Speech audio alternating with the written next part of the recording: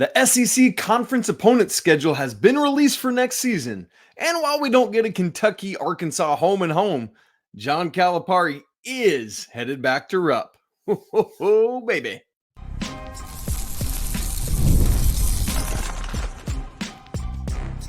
You are Locked On College Basketball, part of the Locked On Podcast Network. Your team every day. What's up? Welcome into the Locked On College Basketball Podcast, the only daily national college hoop show out there. I'm your host today, Isaac Shade, and you're joining me at the place to get your college basketball content every single day. I want to thank you for making us your first listen or watch, and I'll remind you that you can get every episode ad-free on Amazon Music. Special shout out to all you everydayers out there, as well as all the members of the Locked On College Basketball Discord. Coming up on the show today, I want to let you know the reason I'm flying solo. Usually on Wednesday, Leaf Tulane is with us. He's actually at the NBA Draft Combine right now, and so is all in on that. And so, I'm going to just do my very best for you and me to have a conversation today, and that will be good. But we should have Leaf back with us next week and have a lot of good firsthand information. So coming up on the show today, Doug Gottlieb is going to coach Green Bay and continue hosting his daily radio show. Yes, I'm not joking. The Players Era Festival that Andy and I talked about on Monday, this thing keeps getting more interesting, so we'll catch you up on some more details on that. But very first conversation we want to have today, on Monday afternoon, the SEC released the schedule of conference opponents for the 24-25 season. It's just who you're playing at home, who you're playing on the road.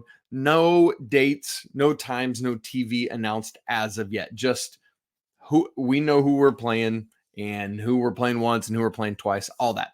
So let me quickly give you that, and then we'll get into the nitty-gritty because that's the fun stuff. Reminder, there are now 16 teams in the SEC conference. Let me run it through you in the order that I always process it.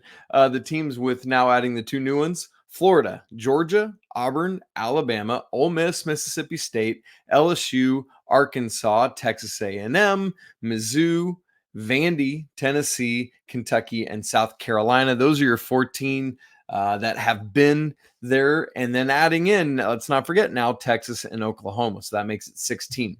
The makeup of these conference schedules, they will play an 18-game schedule.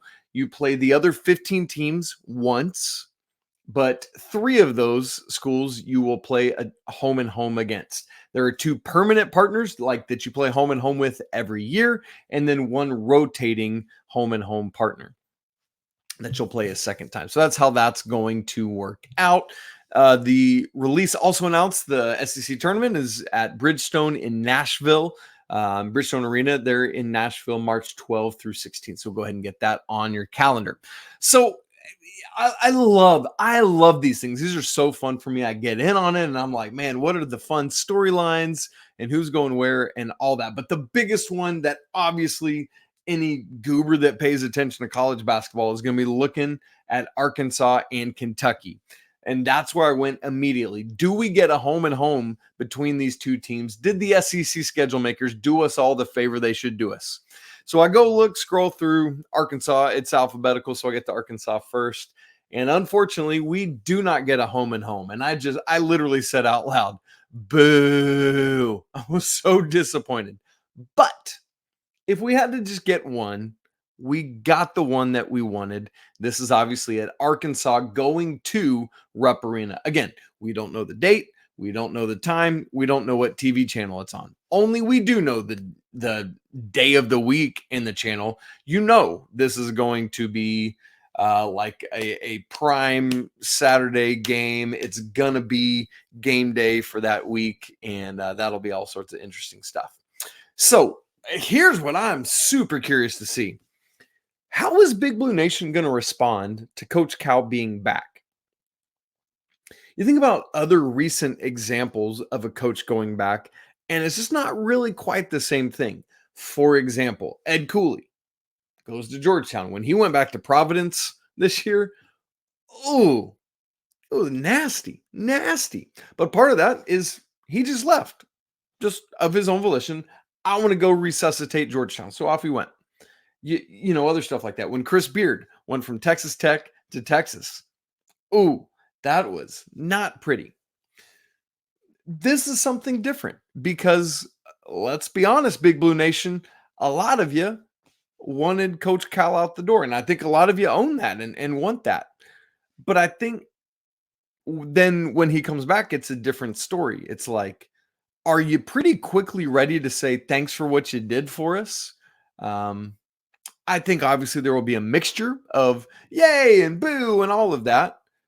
But I don't foresee it being like this really combative vitriol that you sometimes see.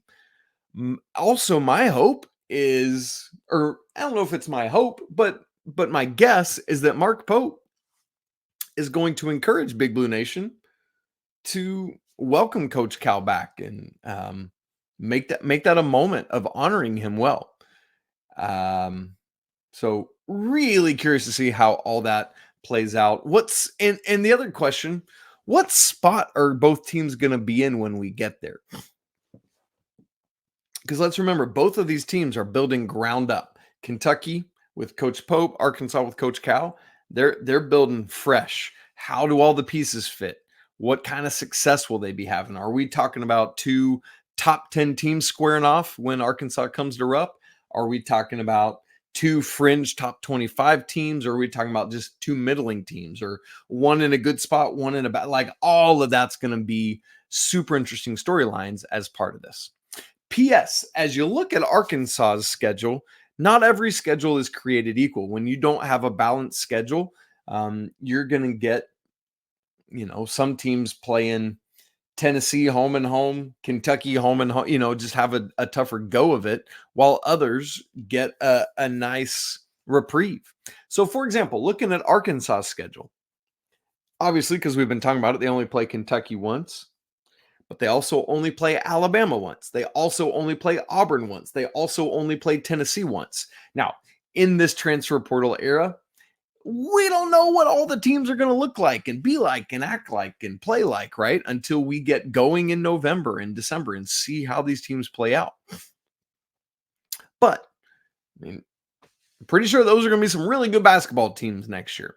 And Arkansas only has to play Kentucky, Alabama, Auburn, and Tennessee once each. That ain't too bad. Now, the caveat is that 3 of the 4 of those are on the road, at Kentucky, at Auburn, at Tennessee. The only one they get in Fayetteville is Alabama. So really interesting to keep your eye on there.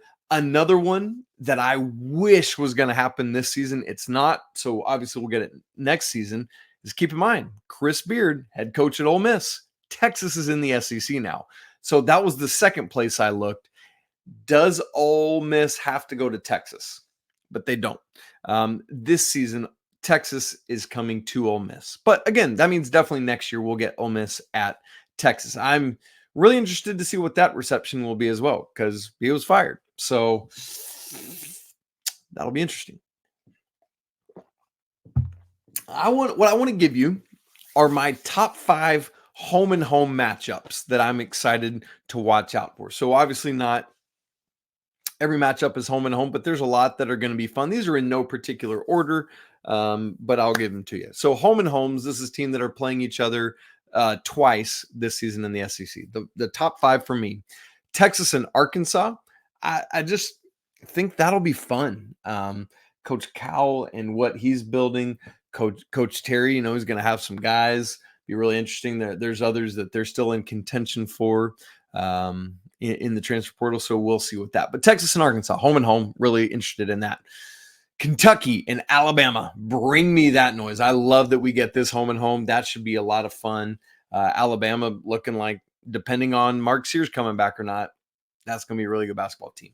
Tennessee and Kentucky. So Kentucky's in 2 of these for me. We expect, I know obviously Tennessee loses Dalton Connect and Jonas Adu, but they've got some dudes, and it should be another really good team under Rick Barnes. So Tennessee, Kentucky, looking forward to that. Another one is, I have missed, obviously more so on the football side of things, but I have missed Texas and Texas A&M. That's one of my favorite rivalries in college athletics. And, a lot of people, it kind of made fun of A&M when they left for the SEC, like, oh, you're just trying to get away from Texas. And so I love that now they're back together and they're going to be playing, but obviously they will be one of those natural partners that will play home and home every year. And then perhaps my number one favorite home and home, and I know I said these weren't in any particular order, but I love this one. The Alabama schools, Auburn and Alabama, they're going to play a home and home. And man, I can't wait to see that. Janai Broome returns for Auburn. Bruce Pearl will have them going, but obviously we've just talked about how good Alabama should be this year. So that's my top 5 favorite home and homes on this SEC schedule. I'd love to know what you're looking forward to. Anything I didn't talk about that maybe you can't wait to see? Let us know in the comments or find us in the Discord. Would love to chat with you about it. Now, the weirdest, perhaps, news of this entire Coach Cal's the weirdest news. But the perhaps the next biggest weird news for me of this entire college basketball coaching carousel season is that Doug Gottlieb has finally got a head coaching job. And he's going to continue hosting his daily radio show from 3 to 5 p.m. Eastern time. What? We'll talk about that in just a second. Right after I tell you about eBay Motors, passion, drive, and patience, the formula for winning championships is also what keeps your ride or die alive. eBay Motors has everything you need to maintain your vehicle and level it up to peak performance. From superchargers to roof racks, from exhaust kits to LED headlights, and more. Whether you're into speed or power or style, eBay Motors has got you covered. With over 122 million parts for your number one ride or die, you'll always find exactly what you're looking for. And with eBay Guaranteed Fit, your part is guaranteed to fit your ride every time or your money back. Because with eBay Motors, you're burning rubber, not cash.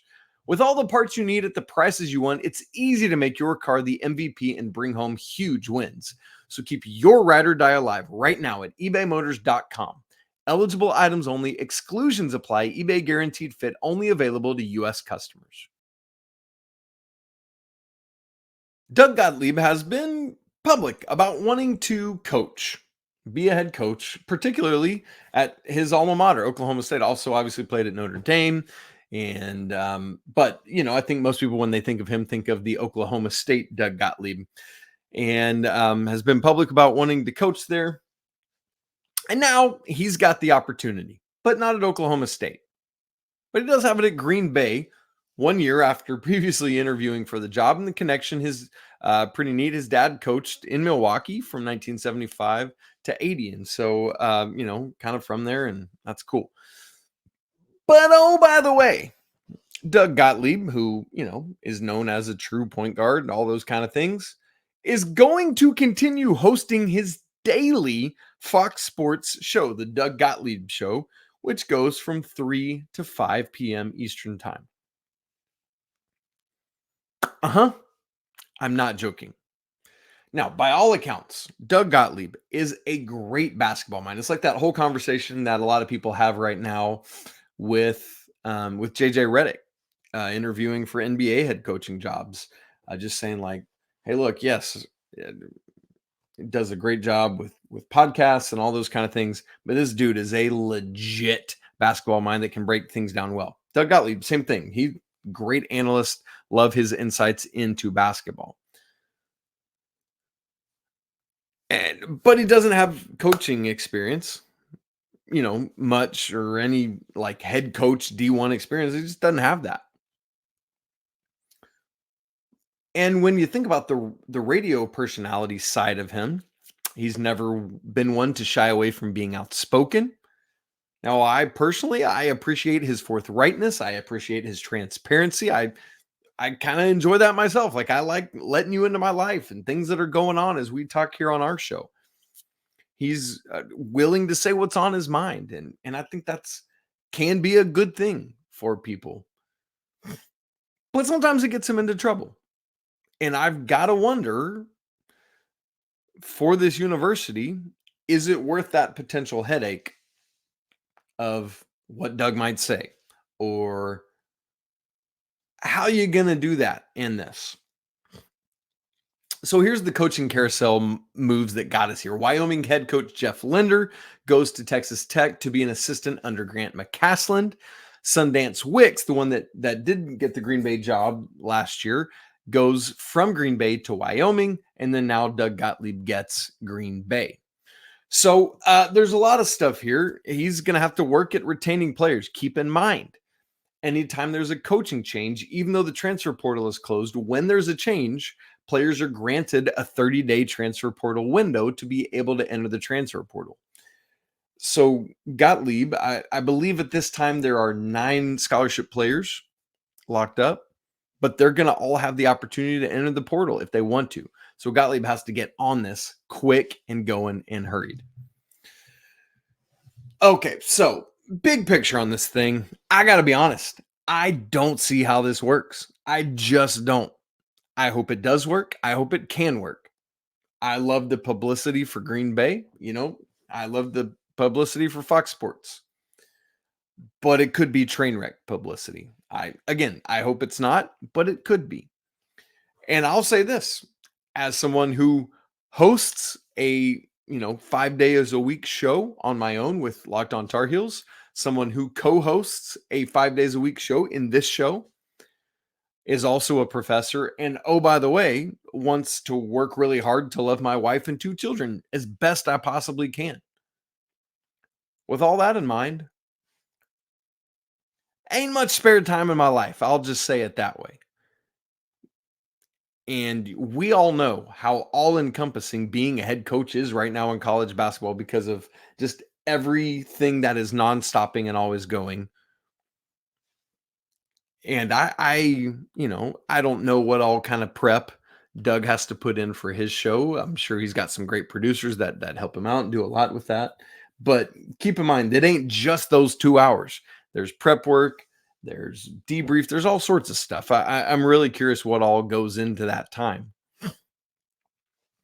But again, this isn't some weather on the 8th situation where I just give you the weather for 2 minutes every so often. This is a 2-hour daily show from 3 to 5. It's not like it's a morning drive time thing. So at some point, as I look at this, something's got to give. How on earth is Doug going to be able to be fully in on both entities? Or I guess I shouldn't say Doug. I should say Coach Gottlieb. How on earth is Coach Gottlieb going to be all in on both of these entities?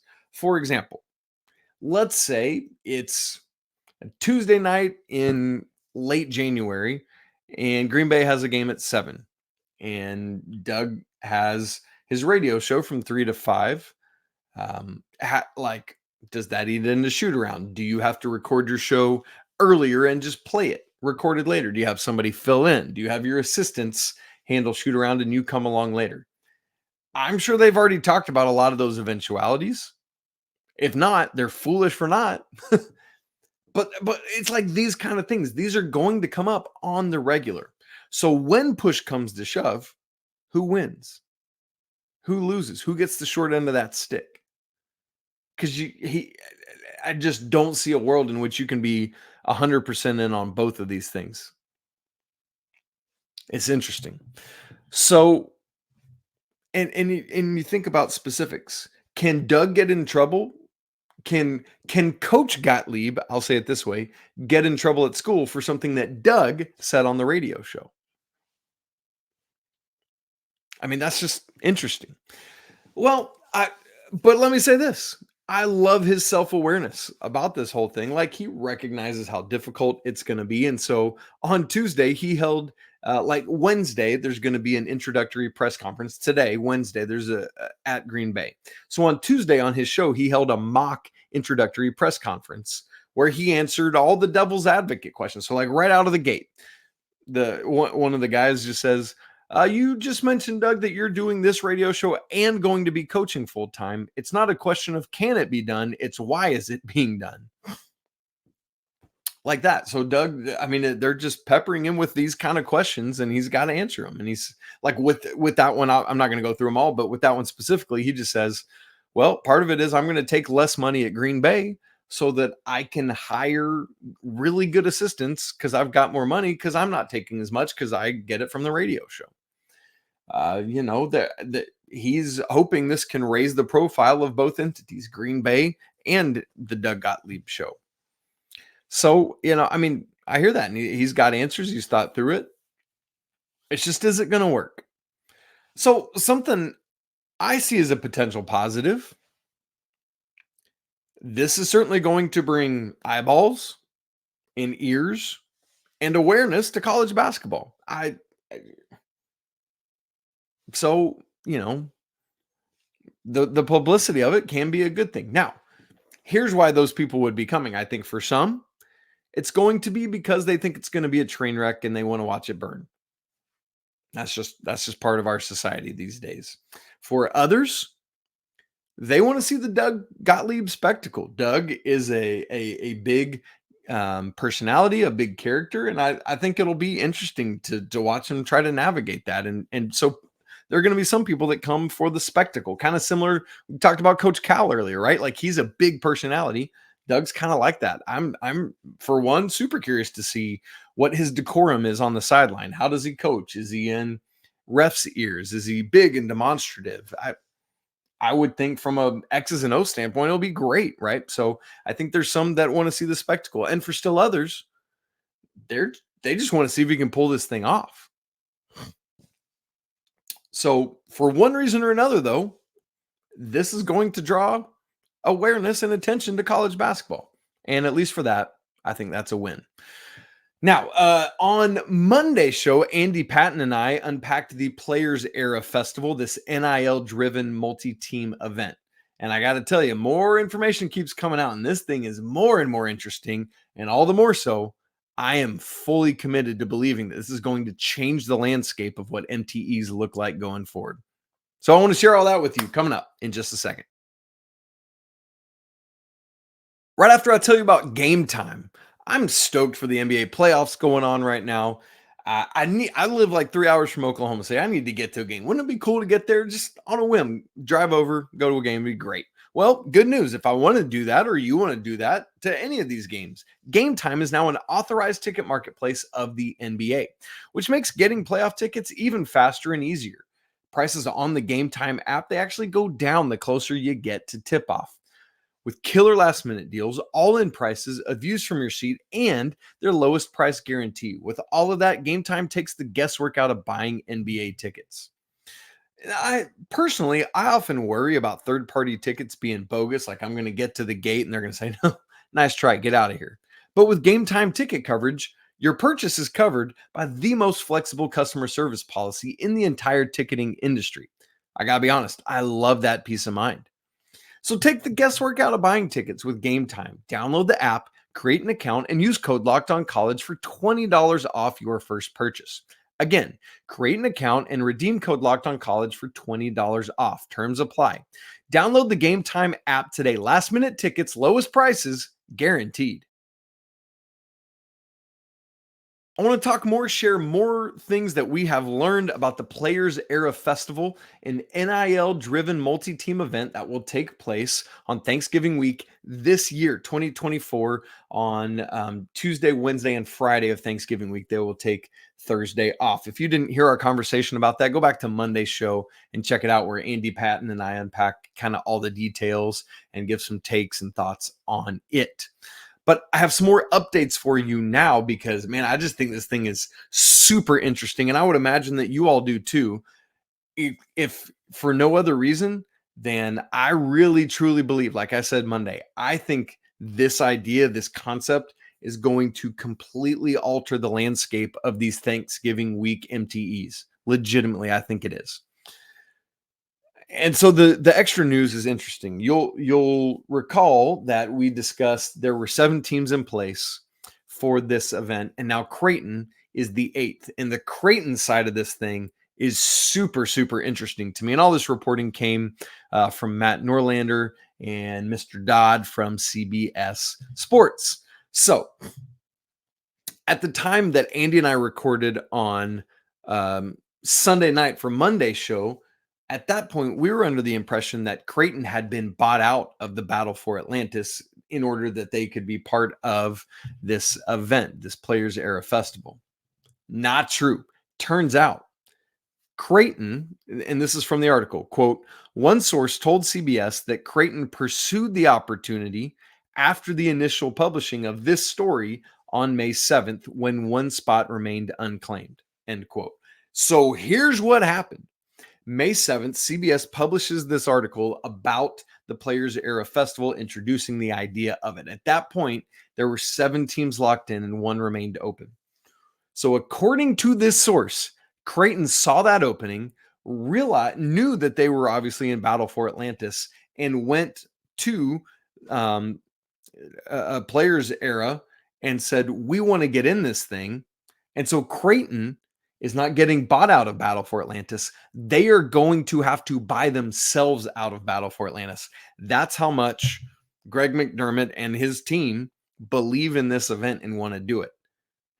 Y'all, that is wild to me, because part of this is when you think about Battle for Atlantis, it is the second most prominent feast week MTE behind only Maui.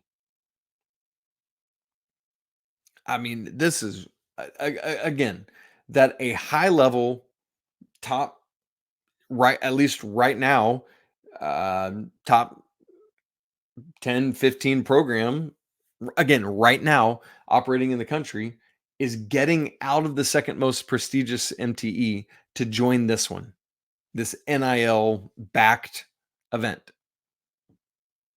That's so telling. So, also on Monday's show, Andy and I discussed that there were at least some of these teams that have signed 3-year contracts with Players Era Festival, and CBS reported in this article that Creighton is in fact one of those. That was the only team they specified in it.